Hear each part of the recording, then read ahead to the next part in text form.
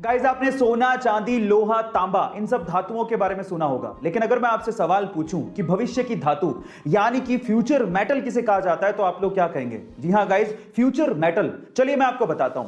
Future metal यानी कि भविष्य की धातु कहा जाता है टाइटेनियम को, और उसके पीछे का रीजन यह है कि टाइटेनियम स्टील के जितना स्ट्रॉन्ग है, लेकिन मजे की बात यह है कि स्टील से 45% तक हल्का है। इसके अलावा इस पे जंग भी नहीं लगती है, और सबसे बढ़िया बात यह है कि अर्थ पे नोवा सबसे ज्यादा पाए जाने वाला धातु है।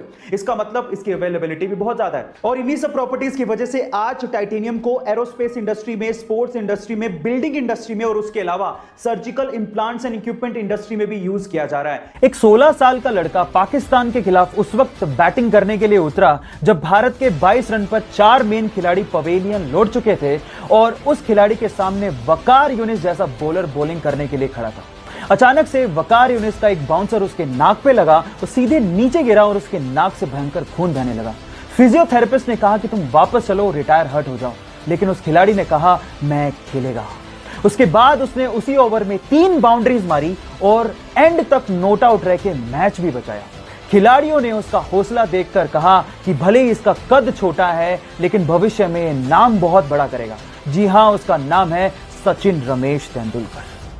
हमारे शरीर में फेफड़े ही वो पार्ट हैं जिसकी वजह से शरीर के एक एक अंग को ब्लड के थ्रू ऑक्सीजन पहुंचती है, यानी कि हमारी बॉडी के लिए ऑक्सीजन लंग्स यानी कि फेफड़ों से ही आता है। अब आप फेफड़ों का काम तो समझ ही गए हैं, तो अगर मैं आपसे सवाल पूछूं कि पृथ्वी का फेफड़ा किसे कहा जाता है, तो आप लोग क्या कहेंगे? यानी कि पृथ्वी को एक्चुअली ऑक्सीजन कहां से सबसे ज्यादा मिलती है? चलिए मैं आपको बताता हूं।